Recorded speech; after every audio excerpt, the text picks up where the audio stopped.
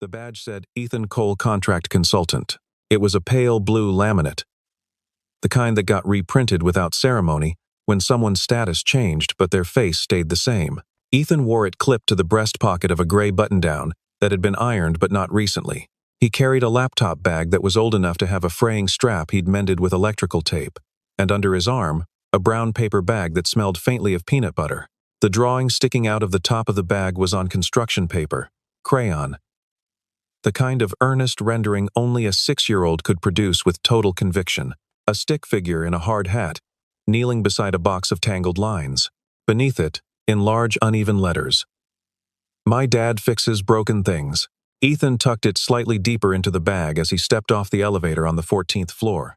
Hargrove Systems occupied the top 3 floors of a building that looked important from the street and ordinary from the inside open floor plan. Standing desks no one stood at, a kitchen with a coffee machine that had a touchscreen and made a sound like a small engine starting.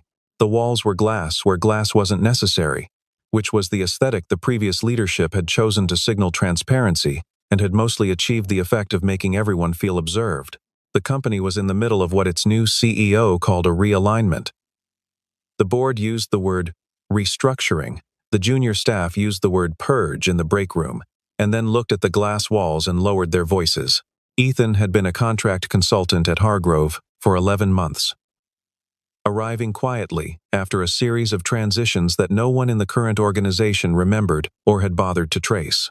His work orders came through a project manager named Dennis Okafor, who was 29, wore noise-canceling headphones at all times, and communicated almost exclusively through task tickets. Dennis did not know Ethan's last name without checking the system. He referred to him internally as the back-end guy. The back-end, in this case, was a distributed architecture that handled data routing, failover logic, and state synchronization for roughly 40 enterprise clients across 3 continents. It had been built over 4 years. It ran cleanly. It had not failed in any material way in 612 days. No one talked about that number. Ethan sat at his workstation, a desk near the server room, slightly apart from the main floor, and opened his laptop. The first thing he saw was a calendar notification. All hands alignment meeting. Boardroom A, 9 a.m., mandatory. He read the word mandatory twice. He poured coffee from a thermos. The office machine was too loud in the mornings and opened a terminal window. He had 3 outstanding tickets. He began working through the first one. At 8:47, he packed up the thermos, clipped his badge, picked up the brown paper bag, and walked to Boardroom A. The room was already crowded. Most of the technical staff had taken seats along the walls. A cluster of people near the front were people Ethan had never seen before, not in the building, not on any internal org chart. They wore well-fitted clothes and had the posture of people who had recently been told they were important, which was a specific posture, distinct from people who had always known it. Ethan found a spot near the far wall and stood. There were no chairs left, and he didn't look for one. Victoria Hale entered at exactly 9. She was 41, recently promoted from the board itself after the previous CEO's departure under circumstances that had been described in the press release as a mutual recognition of evolving priorities. She wore dark trousers and a pale blazer. And she carried nothing, no notebook, no device, which meant she had either memorized everything or trusted someone else to document it. Both said something about her. She stood at the head of the table and looked at the room. She did not say good morning. "We have a performance gap," she said. "The current technical infrastructure has not scaled with the company's direction. We're losing enterprise clients not because of pricing, but because of reliability perception. That changes today." She paused. "I've brought in a team." The people near the front, 5 of them, turned slightly to acknowledge the introduction without quite standing. Their names were given: Marcus Webb, Priya Donovan, Colin Samuels, Jess Hartwell, Derek Fong. Senior engineers, systems architects, a credentials list that took 3 minutes to summarize. Ethan listened from the wall. He looked at Marcus Webb once. Marcus Webb did not look back. Victoria Hale did not say Ethan's name for the first 15 minutes. She talked about velocity, about enterprise trust, about the difference between infrastructure that functions and infrastructure that scales with confidence. She used the phrase institutional agility twice. The room listened with the attention of people who were not sure whether they were being addressed or evaluated. Then she said it. Ethan Cole. He straightened slightly. Your contract concludes at the end of this quarter. Effective immediately, the transition of back-end responsibilities will begin with the new team. She looked down at something, a single note card, it turned out, held flat against the table with 2 fingers. We appreciate the continuity work. Continuity work. The phrase sat in the room. Some people glanced toward the wall where Ethan was standing. Most didn't. The 5 new experts had arranged themselves in a loose semicircle near the front of the room. Marcus Webb had his arms folded. Priya Donovan was writing something in a leather notebook. Colin Samuels was looking at the window. None of them looked at Ethan, which was, itself, a kind of answer. Ethan held the paper bag in both hands. I understand, he said. His voice was level, not flat level. There is a difference.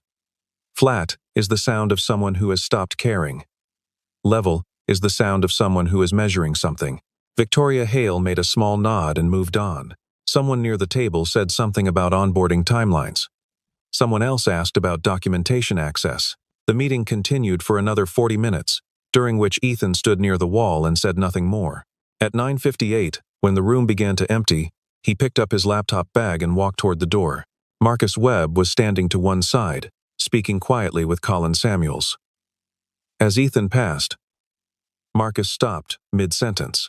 Ethan did not pause, but he said, quietly, without breaking stride, without looking at either of them, if anything breaks, call me. He said it the way someone states a weather fact. Not an offer, not a warning. Just information. Delivered as calmly as a man reading a temperature from a gauge. Marcus said nothing. Behind him, Ethan heard Priya Donovan say, very softly, to no one in particular, he's not wrong. And then he was out the door, and the elevator was opening, and the morning continued as mornings do, indifferent to the weight of what had just been decided. In the paper bag, the construction paper drawing shifted as he walked. My dad fixes broken things. Ethan rode the elevator down alone. He stopped at the lobby coffee cart, the small one near the entrance, run by a woman named Rosie, who had been there longer than most of the engineers on the 14th floor, and ordered a medium black. Rough morning? Rosie asked. Not yet, he said. He wasn't being glib. He meant it literally. He took the coffee and walked out into the gray mid-morning air. He had his daughter's lunchbox to drop at her school by noon, and a dentist appointment at 2 that he'd been rescheduling since February. He took out his phone and confirmed both. The system behind him, the one he had spent 4 years building, the one he had left in the hands of the people he had once spent 2 years teaching, continued to run. For now, 6 years ago, Ethan Cole had an office with a door. It was a small office. On a floor that no longer existed under its original designation, Hargrove had gone through 2 rebrands and a restructuring before Victoria Hale's arrival, but it had a window that faced west, and in the late afternoons, when the sun dropped to a certain angle, it lit the room in a way that made everything look slightly more permanent than it was. He was 31 then. His wife, Caroline, had been diagnosed 14 months earlier. He had restructured his own schedule around her treatment cycles in a way that no one in leadership had formally acknowledged, but that his direct team had quietly accommodated. He was the kind of person other engineers came to, not because he was the most senior, he wasn't, at the time, but because when he explained something, it stayed explained. That was the particular gift. Not brilliance, not speed. Clarity. The ability to take a system that had grown complicated in the way that all living systems grow complicated through layered decisions made under pressure, through workarounds that became load-bearing walls, and describe it in terms that made you understand not just how it worked, but why it was built that way, and what that meant for how it could break. He had built the routing framework from the ground up in the winter of the year Caroline was in her second round of treatment. He worked nights, mostly, because she slept more deeply in the early evenings, and was more alert in the mornings. And he had calibrated his schedule around her alertness. The code he wrote during those months was precise, in a way that code written under different circumstances often isn't. He'd had no patience for shortcuts. Every decision was documented, not in the performative way that documentation sometimes is, but in the way a person writes things down when they need to be certain they will still make sense later, when the context is gone. He had run 2 cohorts of internal training in the year that followed. 6 engineers each. The purpose was succession, not his own. But the systems. He wanted the architecture to survive contact with people who hadn't built it. Marcus Webb had been in the first cohort, Priya Donovan in the second. Colin Samuels had been a junior in the first cohort who had asked the most questions, which Ethan had taken as a good sign and which, in retrospect, had been both a good sign and a complicated one. Questions, it turned out, were not the same as understanding. Sometimes questions were a way of appearing to engage, while not quite arriving. Caroline died in the March of the following year. Ethan took 3 weeks off and came back. He lasted another 8 months in the director role, before he submitted a request to shift to contract status. The reasons he gave were practical. He needed schedule flexibility, school pickups, medical appointments that had proliferated in the aftermath in ways no one anticipates. The reasons he didn't give were quieter. He had built the thing he set out to build. He had documented it. He had trained the people. He was 33 years old, and his daughter's name was Lily, and she was 3.5, and she called his laptop the Big Black Book because she had seen him staring at it her entire conscious life. He wanted to be there when she looked up, so he became a contractor. He stayed on because the system needed maintenance, and because no one else quite understood the edge cases. He made less money. He had less standing. He wore a pale blue laminate badge and sat near the server room and ate peanut butter sandwiches. His daughter packed for him because she had decided at age 5 that this was her responsibility, and Ethan had not had the heart to disagree. He was, in every formal sense, replaceable. He was, in every technical sense, irreplaceable. No one at Hargrove, in the year before Victoria Hale's arrival, had ever quite reconciled those two facts. Marcus Webb called a team stand-up at 8 a.m. on the second day. He had stayed late the first day, as had Priya and Colin, going through what documentation existed. There was more of it than they expected. It was well organized in a way that technical documentation rarely is, not just what the system did, but why specific decisions had been made, what had been tried before, what failure modes had been accounted for, and how. It was, in Priya's words, said quietly in the server room, to no one in particular. Almost like he knew we were going to need this. The stand-up was short. Everyone reported status. No major issues. By midday, the first anomaly appeared. It was small, a latency spike on one of the data routing nodes, lasting approximately 4 seconds before self-correcting. The kind of thing that, in a different system, would have been noise. Marcus flagged it, ran diagnostics, found nothing actionable, and moved on. By the following morning, the spike had recurred 3 times. Routing logic, Colin said, looking at the trace data. Could be. But the load's nominal. Priya pulled up the architecture map. It's not stress-related. Hardware? No flags. They ran the standard diagnostic suite. Everything returned green. By day 3, the latency spikes were clustering around a specific time window late afternoon, between 4 and 5 p.m., coinciding with a particular client's batch processing cycle. The spikes were brief but patterned. Patterned was the word that began to make Marcus Webb slightly uncomfortable. Random failures are one kind of problem. Patterned failures are another kind entirely. Random suggests noise. Patterned suggests cause. There's something in the state synchronization, Priya said. She had been staring at the same section of the routing framework for 2 hours. It's handling concurrent writes in a way I don't follow. What do you mean you don't follow? Colin asked. I mean the logic here, she pointed, at a segment of code doesn't match any pattern I've seen in standard distributed systems design. It's doing something custom, and I don't know why it's custom, which means I don't know what happens if I touch it. Ethan wrote it, Marcus said. A pause. I know, said Priya. They looked at the code for another moment. Derek Fong, who had been quiet for most of the day, said from across the room, we could call him. Marcus didn't answer right away. Let's exhaust our own analysis first, he said finally. Nobody disagreed out loud. But that evening, before Marcus left the office, he picked up his phone.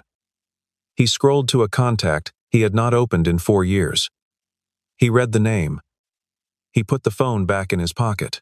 He rode the elevator down in silence. The enterprise client was called Aldrin Financial. They were not the largest client on Hargrove's roster, but they were among the most operationally sensitive, Their batch processing cycles ran twice daily, and their tolerance for latency irregularities had been negotiated down to a specific contractual threshold that the current system had never breached. On the 5th day after the new team took over, it breached. Not catastrophically. Not in a way that produced headlines or immediate client termination, but Aldrin's compliance monitoring system flagged the deviation, generated an automated alert to their own technical team, and within the hour, Hargrove received a formal inquiry. Victoria Hale read the inquiry at 6:47 a.m. and forwarded it to Marcus Webb with a single word: status. The status, by 8:00 a.m. when the team convened, was this. They had identified the latency pattern. They had traced it to the state synchronization layer. They could see the mechanism producing the anomaly. They could not determine, with confidence, whether a direct intervention would resolve it or worsen it, because the surrounding logic was interconnected in ways that weren't fully mapped in the standard documentation, only in the extended notes that Ethan had left, which used terminology and references that appeared, in a few key places, to point to decision rationale that predated the current documentation system. In plain language, they could see the problem. They were not certain what would happen if they tried to fix it. We patched the state sync logic, Marcus said. Targeted. Minimal footprint. Priya did not look convinced. If the patch introduces a conflict with the failover system, it won't. You don't know that, Marcus. We don't have time to know everything. We have a client inquiry and a 2-hour window before Aldrin's second batch cycle. The patch was applied at 9:23 a.m. By 9:41, the latency spike had disappeared. By 10:15, the failover system, which handled backup routing for 3 additional enterprise clients, began behaving unexpectedly, not catastrophically, not immediately. But it began introducing a consistent 5-second delay into its backup activation sequence, which, for a failover system, is the equivalent of a safety net with a small hole in it. The hole doesn't matter until someone falls. By early afternoon, 2 more clients had filed technical inquiries. By end of day, a 3rd client had escalated to account management. Marcus Webb sat in the server room at 7 p.m. and stared at a screen. Jess Hartwell sat across from him. She had said very little all day, which was not her typical manner. She was usually the person in the room with the most words. She had spent most of the afternoon reading the extended documentation Ethan had left, the sections with the terminology and the decision rationale, and she had been reading it the way someone reads a letter written in a language they almost speak. We modified something we didn't fully understand, she said. Marcus didn't answer. I'm not criticizing. I'm stating a fact we need to accept before we can move forward. We have 4 client escalations and a board call tomorrow morning. I know. Jess closed her laptop. We need to call Ethan. Marcus was quiet for a long time. He warned us, Jess said. Not unkindly, just as a fact. He said if anything breaks, and it broke. By the next morning, it was worse. Overnight, the failover delay had propagated through 2 downstream processes. The data synchronization for Hargrove's largest client, a logistics platform that ran continuous operations, had begun to show integrity flags. Not failures, not yet, but the kind of precursors that precede failures the way humidity precedes rain. Victoria Hale called an emergency meeting at 7 a.m. She stood at the head of the table in boardroom A and looked at her team. Tell me what I need to know, she said. Marcus Webb told her. He was thorough. He was honest. He did not minimize.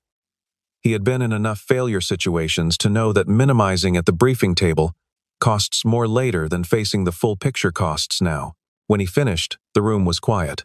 Victoria looked at him. Can you fix it? A pause that lasted slightly too long. Not in the time window we have. Not without. He stopped. Without what? Without a deeper understanding of the original architecture than we currently have. Victoria looked at the table. He built it, she said. Not a question. Yes. He said to call. Yes. Another silence. Call him, she said. Victoria Hale did not wait for the call to be made. She sat in her office at 7:45 a.m. with the company's internal system log archive open on her screen. It was not something she typically accessed directly. She worked at a level where others summarized technical data for her, but she had learned, over her years in operations and then, on the board, that the only way to understand the true state of a company's infrastructure was to look at the original record when no one had yet decided what story to tell about it. She started with the most recent logs and worked backward. The anomaly pattern was clear once she knew what she was looking for. The system had been running in a stable state up to the day of the transition. The first deviation appeared within 18 hours of the new team taking operational control. The subsequent deviations clustered around specific interventions, places where the new team had touched the system. She kept going backward, 612 days without a material failure. She found that number, buried in a summary report from 8 months ago, that no one had flagged because there had been nothing to flag. It was in a routine availability report, the kind that got auto-generated and auto-filed and never read unless something went wrong. 612 days. She went back further, found the initial build logs, found the training documentation, found 2 internal memos from 6 years ago, when Ethan Cole had been a director, proposing the architecture changes that became the system the company currently ran on. The memos were detailed, precise, and anticipatory. In a way that was unusual, they described not just the design, but the most likely failure modes, and the reasoning behind every decision that constrained them. She found the training cohort records. She found the names. She sat for a moment, then she picked up her phone and called Dennis Okafor. "I need Ethan Cole's contact information," she said. "Personal cell, if we have it." "I'll look it up," Dennis said. There was a pause. "Can I ask what?" "Thank you, Dennis." She ended the call. She looked back at the screen. The log was still open. She scrolled to the architecture diagram, the original one, drawn by hand and scanned into the system 6 years ago, the kind of artifact that a different organization would have lost in a server migration. Someone had flagged it as a critical reference document. She looked at the flagging timestamp. Ethan had flagged it himself. 3 years ago, when he transitioned to contract status, he had known, when he left, that they would need it. He had made sure it would be there. Victoria sat back. She was not a person who experienced guilt frequently or expressively. She operated through decisions, and decisions required dispassion. And she was good at it, good enough that people who worked with her sometimes mistook the dispassion for coldness, which was not quite the same thing. But she sat with the log open and was quiet for a moment. She thought about the meeting in Boardroom A. The pale blue badge. The paper bag. The way he had said, "If anything breaks," and then walked out without a backward look, carrying whatever it was he carried. She thought about the way Marcus Webb and the others had not quite looked at him. She thought about what it would feel like to have built something, really built it, in the particular way that you build a thing you expect to outlast the context it was built in, and then to be told, in a room full of people who learned from you, that your work was the past and theirs was the future. She thought about it for exactly as long as she was willing to think about it. Then she picked up the phone again. Ethan lived in a neighborhood of small houses with big trees. The kind of neighborhood that had been modest for so long it had become a different kind of stable. Not fashionable, not aspirational, just present in the way that things are present when they have outlasted the categories applied to them. The house was a 2-bedroom with a front porch that had a swing nobody used in winter and everyone used in spring, and a side yard with a garden that was currently featuring ambitious plans, tomatoes, beans, a small pumpkin attempt. In states of varying optimism, Victoria Hale's car, a dark gray sedan, clearly not hers, clearly a company vehicle, pulled up in front at 4:15 on a Thursday. She had called that morning. Ethan had answered after 2 rings. The conversation had been brief. "The system is failing," she said. "I know," he said, which was true. He had been watching the public-facing status indicators, the kind that clients see, and had been watching the pattern with a specific kind of attention, not anxious, not satisfied, just watching the way you watch something you have a relationship with. "I'd like to come see you." A pause. "All right." She knocked at 4:16. The door was opened by a 6-year-old in a green sweater, who looked up at her with the direct and completely uncalculating gaze of a child who has not yet learned to manage first impressions. "Hi," the child said. "Hello," Victoria said. "Are you from my dad's work?" "Yes." The child considered this. "He says his work is broken," she said. "Are you the one who broke it?" Victoria paused. "Lily," Ethan said, appearing from the hallway. "Go finish your drawing." Lily went, with the particular unhurried compliance of a child who is humoring an adult. Ethan held the door open. Victoria stepped inside. The house was warm and slightly cluttered in a way that was clearly lived in rather than neglected books on various surfaces, a pair of small rubber boots by the door, a child's painting taped to the refrigerator, visible through the kitchen doorway. The furniture was older, but well-maintained. It smelled like something baking. Banana bread, Ethan said, seeing her register it. She had a phase. It's still ongoing. He gestured toward the living room. Victoria sat on the couch. He sat across from her in a chair that had clearly been sat in many times. She didn't begin with pleasantries. He didn't seem to expect any.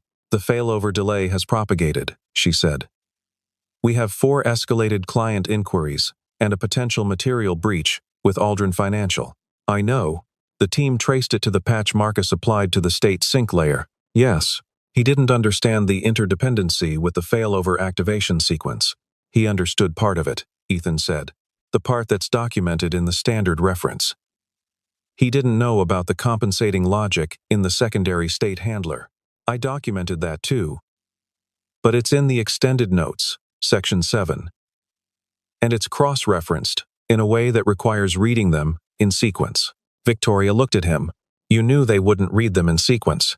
He said nothing for a moment. I gave them every tool I had, he said. How they used it wasn't mine to control. There was no bitterness in this. It was stated the way a carpenter might state that they built the frame but couldn't control whether the new owners rewired it safely. From the kitchen came the sound of Lily humming to herself, and the scratch of crayons on paper. Victoria looked toward the sound for a moment. I made a decision based on a resume review and a performance gap report, she said. I didn't investigate the source of the current system's stability. No, that was an error in my process. Yes, he wasn't being harsh.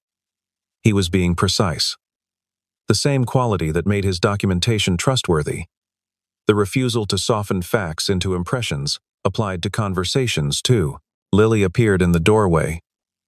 She was holding a piece of construction paper.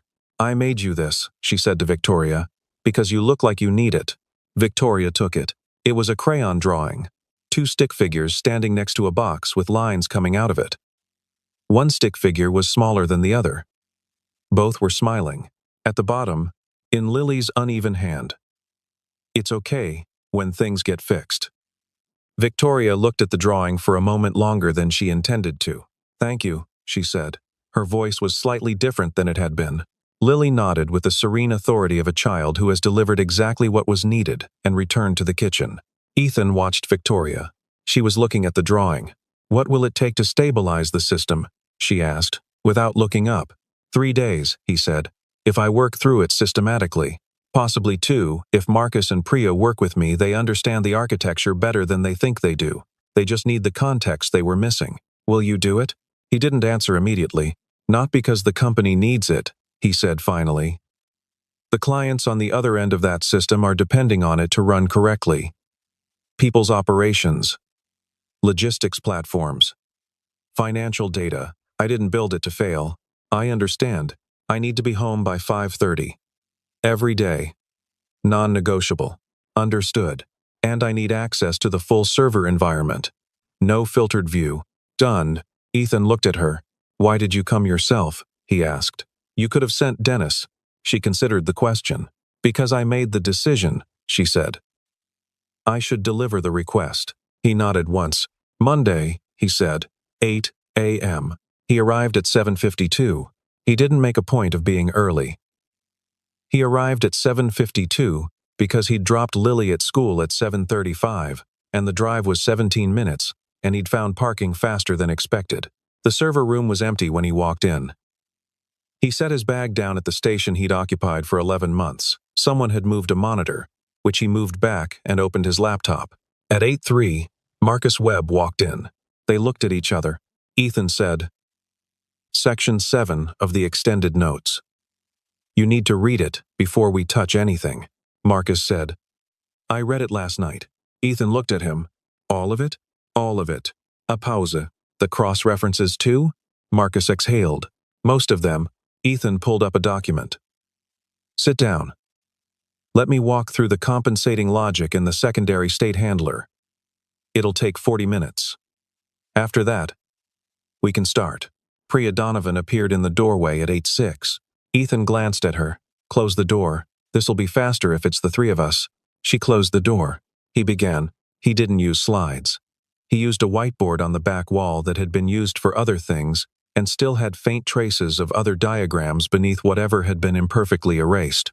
He drew the system in sections, working from the routing layer down to the state synchronization and through to the failover logic, narrating as he drew. He didn't talk about what had gone wrong. He talked about what the system was designed to do and why each component was designed to do it the way it was. Marcus and Priya said very little. At one point, about 20 minutes in, Priya said, "The compensating logic is a load-balancing precaution." "Yes," Ethan said, and kept drawing. At another point, Marcus said, "The patch I applied bypassed it entirely." Ethan kept drawing. He didn't confirm or dismiss this. It was accurate, and he didn't need to say so. At 8:51, he put the marker down. "Question," Priya said. "Why didn't you document this in the main reference?" He looked at her.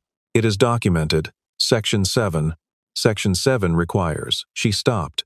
"It requires that you read sections 1 through 6 first, in order. Because each section builds on the previous. I wrote that at the top. Page 1, second paragraph." He picked up his coffee. The main reference was written for people who needed to operate the system. Section 7 was written for people who needed to change it. I kept them separate deliberately. A silence. "Nobody told us there were two different documents," Marcus said. "There's one document," Ethan said. "It has 11 sections."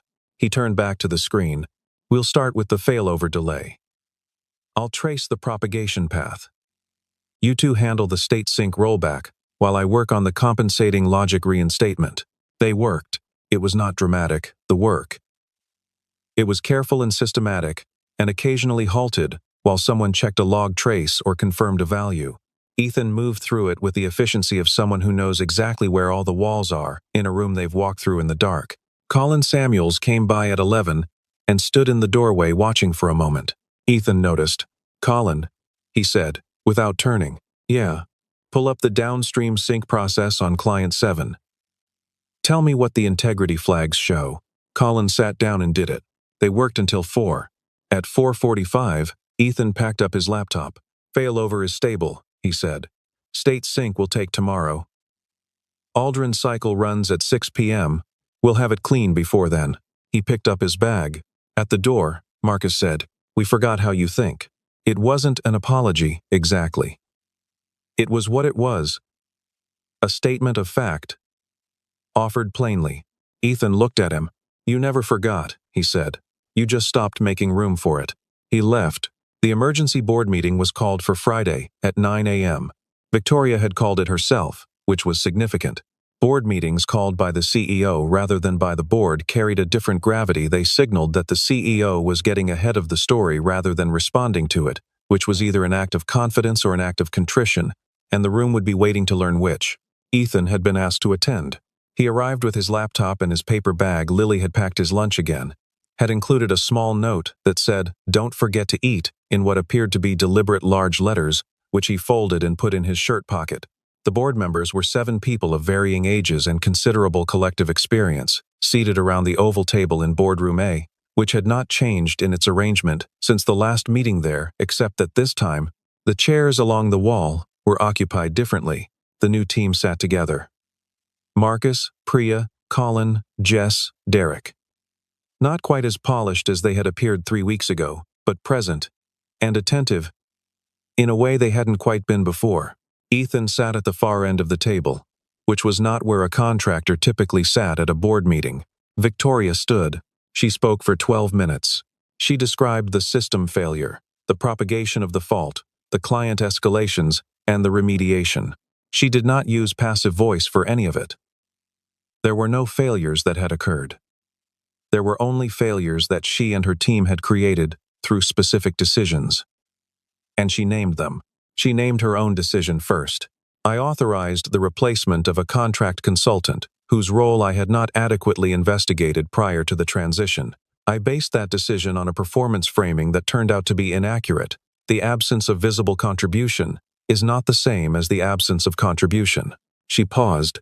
The system's stability over the past 2 years was not incidental. It was the direct result of maintenance and oversight by Ethan Cole, who built the architecture and has maintained it with a depth of understanding that was not preserved in the transition I authorized. One of the board members, a man named Gerald Ashworth, who had been with the company long enough to have seen its previous versions, looked down the table at Ethan. Ethan looked back at him, without expression. Victoria continued. The fault pattern that emerged was not a failure of the new team's technical competence. It was a failure of contextual knowledge, specifically, the interdependency between the state synchronization layer and the failover activation logic, documented in the system's extended reference material, but not communicated in the transition briefing. She clicked to a diagram on the screen behind her. Mr. Cole will walk through the technical failure and the remediation. Ethan stood. He did not have slides. He had the whiteboard diagram he'd photographed that morning and a log trace printout. He stood at the screen and talked through the failure the same way he'd talked through the architecture in the server room methodically, without drama, tracing the cause and effect, with the patience of someone who has explained complex things many times and understands that patience is the mechanism, not a courtesy. He spent 12 minutes on the technical walkthrough. Then he said something that was not in the technical walkthrough. The failure wasn't in the patch, he said. The patch was the trigger. The failure was in the assumption that a system can be operated without understanding how it was designed to fail. He looked at the board. Every system has a failure mode. The question is whether the people operating it know what that failure mode is and why it exists. The documentation I left was intended to convey that. But documentation only works if the people who receive it believe it was written for them. He looked at Victoria. She held his gaze. The transition briefing didn't include me, he said. So the team received documentation without context. And context is not transferable through text alone. I know that. I should have. He stopped. I should have advocated more clearly for a transition period. The room was quiet. He sat down. Gerald Ashworth said, "What would you need to ensure this doesn't recur?" Ethan said, "A structured knowledge transfer protocol. Not a document handoff, a working period, where the outgoing party works alongside the incoming team for at least 60 days. For any system of this complexity, that applies to this transition specifically, or it applies as a general practice," Ethan said. Every system of this type has a person who understands why it was built the way it was. When that person leaves, you don't just need the documentation, you need the reasoning. Reasoning is harder to transfer, but it's the thing that matters when something breaks in a way the documentation didn't anticipate. Ashworth nodded. Victoria looked at the room. "We removed the only person who understood everything," she said. She said it without inflection, as a fact. Not as performance of contrition. That was an error in judgment, and it had material consequences. The path forward involves correcting that error and building a practice that prevents it from recurring. She looked at Ethan. "There's an offer to discuss when this meeting concludes." Ethan nodded once. The meeting concluded. The offer was substantial. Victoria presented it in her office afterward, just the two of them. No assistants. The room quiet except for the faint sound of the building's climate system. CTO, reporting directly to her. Equity stake commensurate with the value the board had now, belatedly, calculated his contribution to represent. A support structure, a team, an office, with a door. He listened to all of it. Then he said, "No." She looked at him. "Not the title," he clarified. "Not the equity structure as presented, and not the CTO role as defined. I don't want to run a team. I want to be the person who makes sure the system works. That's functionally what a CTO does. A CTO manages people and strategy and board relationships. That's not what I'm good at. What I'm good at is understanding systems deeply enough to keep them from failing in the ways they're going to fail if nobody's paying attention." He leaned forward slightly. "I want a principal engineer role, not management. The salary we can negotiate to fair. I have a number in mind. I want schedule flexibility built into the contract. Not as a courtesy, but as a structural requirement, because I have a 6-year-old and she is the priority. And that's a permanent fact." Victoria looked at him, and, he said, "I want to run a knowledge transfer program. Structured. 60-day minimum. For any significant system transition, documentation standards that go beyond what we currently require. I'll design it. You want to formalize what you already did informally. I want to make sure the next person doesn't have to rebuild what I built in order to understand it. Victoria considered this. The equity stake still stands, she said, not as CTO compensation, as a recognition of the value that was unacknowledged. He was quiet for a moment. A portion of it, he said. The rest goes to funding the mentorship program. I want it to be an actual program, not a line item in the training budget. She almost smiled. Negotiated, she said. He nodded. There was a pause. Can I ask you something? Victoria said. Yes. When I said it won't in the boardroom. When you said to call if anything broke, did you know it would? He was quiet for a long moment. I knew the probability was high, he said. The system has specific vulnerabilities that aren't apparent, unless you've traced the failure modes I documented. I wrote those failure modes down because I was afraid exactly this would happen. You could have said something more forceful. I did, he said. I said it in the documentation. I said it as clearly as I knew how. He looked at her. Sometimes the most important things get said and not heard. That's not always the speaker's failure. Victoria received this without defense. No, she said. Sometimes it isn't. He picked up his bag. I'll have my terms to Dennis by Monday. To me, she said. Directly. He paused. To you, he said. He left. On the last Friday of the month, the office was quieter than usual. A configuration change had been implemented. The glass partition near the server room had been replaced with a solid wall at Ethan's suggestion, on the grounds that server infrastructure is not a display feature. The open floor plan remained, but several desks had been relocated to reduce visual noise in the technical core. Ethan's workstation had not moved. At 4:30, Lily was dropped off by her after-school program coordinator, a new arrangement, authorized under the flexible contract terms, on Fridays only. She came in with a backpack the size of half her body and immediately set herself up at the unused desk beside her father's station. She had her crayons and a stack of construction paper. The people around her went about their work. Marcus Webb, passing through on his way to the printer, stopped for a moment. Lily was drawing something with total concentration. He watched her for a second, then looked at Ethan, who was focused on his screen. Can I ask you something? Marcus said. Sure. Did you ever consider just telling us? Telling us that we didn't understand what we were inheriting? Ethan looked at him. Every time I put a comment in the code, he said. Every footnote in section 7. Every cross-reference. He paused. I was telling you. You weren't listening yet. Marcus nodded slowly. We're listening now, he said. I know, Ethan said. He turned back to his screen. Lily, without looking up from her drawing, said, My dad says that's okay. That some things take a while. Marcus looked at her. She was drawing a building with lots of little windows, and inside each window, a small person. It's the office, she said, still not looking up. I'm putting everyone in. Marcus looked at the drawing. Where am I? He asked. She pointed to a figure in the upper left window. It was a stick figure with neat rectangular shoulders and a round head. You looked like that, she said, with great confidence. When you were worried, Marcus considered this. I was worried, he said. I know, she said. Everybody could tell. She added a small scribble of color to her figure. But you're okay now, she said. I made you smile. She had, in fact, drawn a curved line on the figure's face. Marcus looked at it. Thank you, he said. Lily nodded, satisfied, and went back to the building. The system ran without a material failure for 37 days after Ethan's return. Then 60. Then 90. The knowledge transfer program launched in the 3rd month. Ethan designed it with Priya Donovan and a technical writer named Sandra Holt, who had been working at the company for 4 years in a role that had been chronically undervalued, and who turned out to have a gift for translating engineering, reasoning into language that other engineers could actually absorb. The program's first cohort ran for 8 weeks. At the end of it, each participant was required to diagram not just the system they'd been trained on, but the failure modes of that system specifically, the ways it could break in the absence of the specific choices that had been made in building it.